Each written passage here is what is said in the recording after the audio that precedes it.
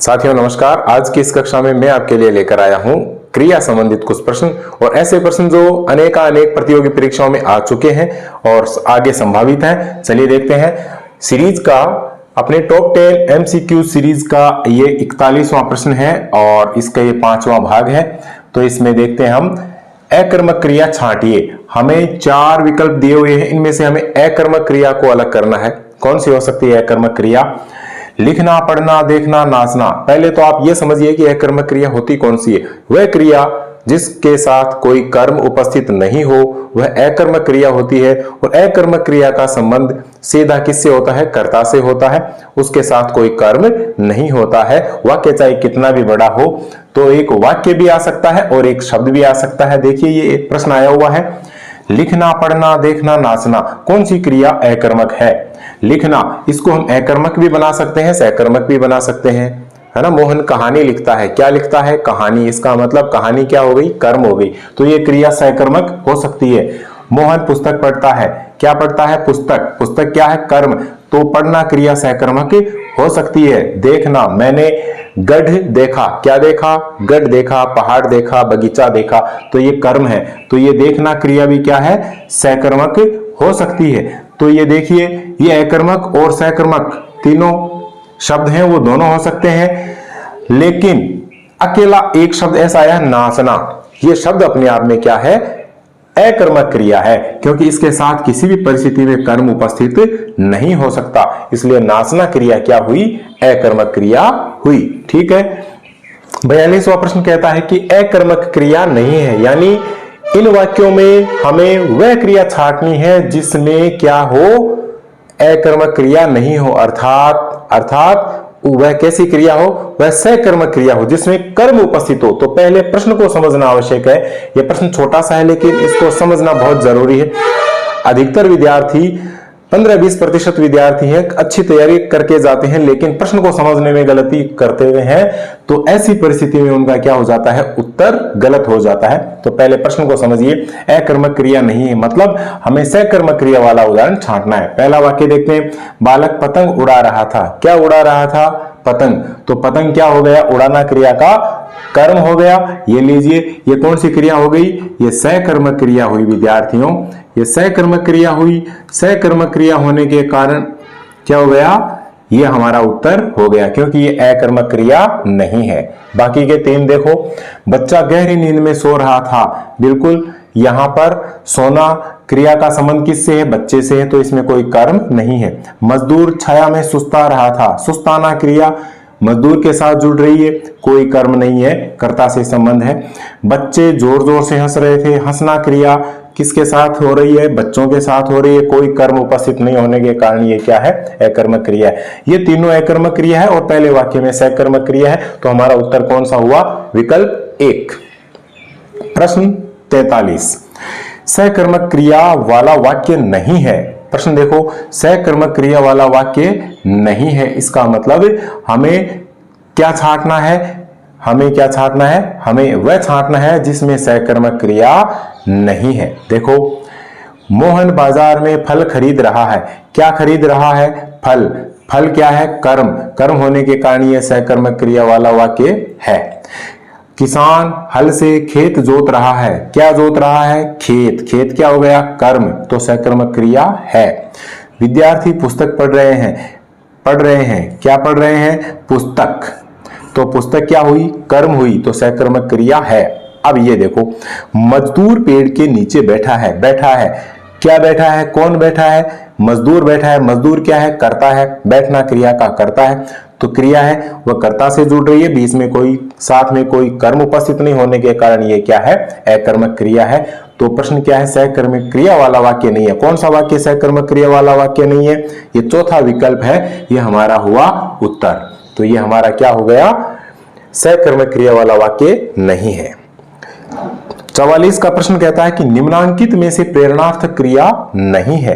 प्रेरणार्थक क्रिया नहीं है, यानी वह क्रिया जिसमें कर्ता क्रिया को खुद न करके किसी से करवाता है या किसी को प्रेरित करता है। देखो, लिखवाना, लिखना क्या है? खुद कर रहा है लेकिन वह इसको क्रिया को बदल दिया, लिखवाना हो गई, तो खुद नहीं लिख रहा है, दूसरे से लिखवा रहा है। तो ये क्या है? प्रेरणार्थक क्रिया है। हंसना, हंसना क्रिया खुद करता है, लेकिन हंसाना इसका मतलब खुद नहीं हंस रहा है, दूसरे को हंसा रहा है या हंसने के लिए प्रेरित कर रहा है, तो ये भी प्रेरणार्थक क्रिया है। ये भी प्रेरणार्थक क्रिया है। जगाना भी प्रेरणार्थक क्रिया है, लेकिन भूलना खुद के लिए आया है बच्चों, तो ये क्या हो गई, ये प्रेरणार्थक क्रिया नहीं हुई। इस तरह से प्रश्न आते हैं। ये सारे प्रश्न आए हुए हैं। आज के 10 प्रश्न है वो क्रिया संबंधित ही हैं और ये प्रश्न परीक्षाओं में आ चुके हैं। 45 का प्रश्न कहता है कि जिस विकारी शब्द के प्रयोग से हम किसी वस्तु के विषय में कुछ विधान करते हैं उसे क्या कहते हैं मेरे प्यारे विद्यार्थियों? उसे कहते हैं, ये परिभाषा हो गई, उसे संज्ञा नहीं कह सकते, उसे सर्वनाम नहीं कह सकते, उसे विशेषण नहीं कह सकते, उसे क्रिया कहते हैं। ये केवल और केवल क्रिया की परिभाषा है। तो इस तरह से ये क्या हो गए, 45 प्रश्न हुए।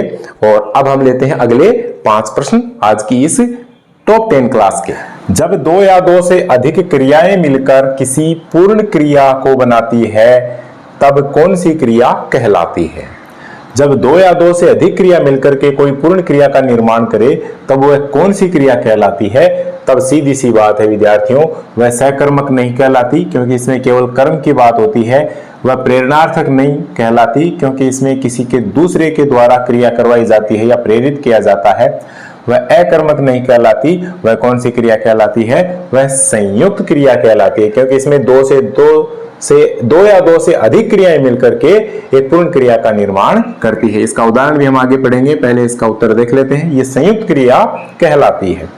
47 में लिखा गया है कि किसी पूर्ण क्रिया के पहले आने वाली अन्य क्रिया होगी। कोई भी पूर्ण क्रिया हो और उससे पहले आने वाली कोई दूसरी क्रिया होती है तो उस क्रिया को हम क्या कहेंगे? क्योंकि वह उसके पहले आती है तो नाम से स्पष्ट है, वह पूर्वकालिक क्रिया कहलाती है। वह संयुक्त नहीं कहलाती, वह अपूर्ण नहीं कहलाती और वह नाम धातु भी नहीं कहलाती, बल्कि उसके एकदम पहले आने वाली क्रिया। प्रश्न देखो, पूर्ण क्रिया के पहले आने वाली क्रिया क्या कहलाती है? पूर्वकालिक क्रिया कहलाती है। अच्छा प्रश्न आया हुआ है 48 पर है कि वह घर पहुंच गया। यहां पहुंच गया किस क्रिया का उदाहरण है? पहुंच गया, देखो 2 आ रहे हैं इसमें, एक तो पहुंचना और एक गया मतलब जाना। ठीक है, ये प्रेरणार्थक क्रिया नहीं है क्योंकि इसमें उदाहरण पहले आ चुके हैं, है ना। लिखवाना, हंसाना, जगाना ये आ चुके हैं, ये प्रेरणार्थक क्रिया का नहीं है। ये पूर्वकालिक क्रिया भी नहीं है क्योंकि यहाँ पर दोनों के लिए पूछा है। ये द्विकर्मक क्रिया भी नहीं है क्योंकि इसमें कोई 2 कर्म भी हमें दिखाई नहीं देते। और ये संयुक्त क्रिया, तो विद्यार्थियों ये है क्या? संयुक्त क्रिया। ये क्या है? पहुंच गया। ठीक है, तो 2 क्रियाएं इसमें क्या है? संयुक्त रूप से आई है और एक पूर्ण क्रिया का निर्माण कर रही है, इसलिए ये क्या है? ये संयुक्त क्रिया का उदाहरण है। 49 पर देखो, कौन सी क्रिया द्विकर्मक नहीं है? कौन सी क्रिया द्विकर्मक क्रिया नहीं है, यानी जिसमें 2 कर्म नहीं हो। अब हमें क्या करना है? इन चारों विकल्पों में वह वाक्य खोजना है जिसमें 2 कर्म हो। राम ने मोहन को पैसा दिया। किसको दिया? मोहन को। एक कर्म ये हो गया। क्या दिया? पैसा दिया। एक कर्म ये हो गया। ठीक है, ये गौण कर्म, ये प्रधान कर्म। ठीक है, तो मोहन भी कर्म है और पैसा भी कर्म है, तो ये देना क्रिया क्या हो गई? 2 कर्म इसके साथ जुड़े हुए हैं तो ये द्विकर्मक हो गई। ये उदाहरण नहीं है क्योंकि हमें वह वाक्य चाहिए जिसमें 2 कर्म न हो। पिता ने पुत्र को पुस्तक दी। किसको दी? पुत्र को दी। एक कर्म क्या हो गया? पुत्र हो गया। और क्या दी? पुस्तक दी, तो दूसरा कर्म क्या हो गया? पुस्तक हो गया। तो ये भी द्विकर्मक का उदाहरण है। ये दी यानी देना, ये देना क्रिया है, इसके साथ 2 कर्म है तो द्विकर्मक है। सेठ मुनीम को वेतन देता है।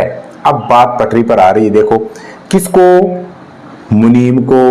तो एक कर्म ये हो गया, क्या देता है? वेतन देता है। समझ में आ रही है ना बात? अब धीरे धीरे, क्योंकि आप एक उदाहरण समझ लेते हैं तो उस हिसाब से दूसरे भी समझ जाते हैं, इसलिए परीक्षा में आए हुए मैंने प्रश्न उठाए ताकि आपके इजी वे में समझ में आ जाए। और मैं कम से कम समय में समझाने की कोशिश में हूं कि सेठ मुनीम को वेतन देता है। क्या देता है? वेतन देता है। एक कर्म हो गया, किसको देता है? मुनीम को देता है। ये लीजिए, 1 और 2 कर्म इसके साथ जुड़े हैं देना क्रिया के साथ, इसलिए यहां पर द्विकर्मक क्रिया है। अब आपकी बात हम उत्तर की ओर शायद बढ़ सकते हैं कि मां नौकर से भोजन बनवाती है। क्या बनवाती है? भोजन। ये कर्म हो गया, है ना। अब क्या है? ये क्या है? किससे? ये नौकर से, तो नौकर यहां पर कर्म नहीं है, क्योंकि कर्म कौन से प्रश्नों के उत्तर में आता है? एक तो आता है जिसमें क्या, किसे, किसको, यानी क्रिया के साथ हम इस तरह के प्रश्न करके देखते हैं, इनके उत्तर में कोई जवाब मिलता है, वही वाक्य में क्या होता है? कर्म होता है। तो इसमें क्या है? एक ही कर्म होने से ये द्विकर्मक क्रिया नहीं है, तो विद्यार्थियों हमारा उत्तर हो गया ये विकल्प। किस वाक्य में द्विकर्मक क्रिया प्रयुक्त हुई है? ये प्रश्न है 50वां, आज की इस कक्षा का आखिरी प्रश्न, 10वां प्रश्न, क्योंकि हम 10 प्रश्न से ज्यादा नहीं ले रहे हैं, कम समय में अधिक तैयारी। किस वाक्य में द्विकर्मक क्रिया प्रयुक्त हुई है? यानी अब के बारे से उल्टा प्रश्न है कि दो कर्म वाली क्रिया हमें ढूंढनी है जिसके साथ दो कर्म मिल रहे हो। मैंने दुकान से फल खरीदे, खरीदे, खरीदना क्रिया, क्या खरीदे? फल, ये लीजिए। और क्या है इसमें? किसको, किसे, ये इसमें नहीं है इसका उत्तर। तो विद्यार्थियों एक ही कर्म होने के कारण ये क्या है? द्विकर्मक नहीं है। उसने एक रोचक कहानी पढ़ी, क्या पढ़ी? कहानी, बस यही कर्म है, बाकी इसमें कोई कर्म नहीं है। वह दिन रात परिश्रम करता है, क्या करता है? परिश्रम, एक ही कर्म है, दूसरा कर्म इसमें नहीं है। उसने अपने साथी को एक पुस्तक दी, आ गई गाड़ी पटरी पर। दी, देना क्रिया, क्या दी? पुस्तक, क्या दी? पुस्तक, किसे या किसको दी? साथी को। उत्तर मिल रहे हैं ना इन प्रश्नों के? तो एक कर्म ये हो गया, दूसरा कर्म ये हो गया, ये द्विकर्मक क्रिया है। इसलिए इस वाक्य में द्विकर्मक क्रिया होने के कारण किस वाक्य में द्विकर्मक क्रिया प्रयुक्त हुई है? इस प्रश्न का उत्तर है विद्यार्थियों यहां। तो देखते रहिए लगातार, पढ़ते रहिए लगातार और बढ़ते रहिए लगातार। इसी आशा के साथ फिर मिलते हैं नेक्स्ट वीडियो में। तब तक के लिए धन्यवाद। जय भारत, जय हिंद।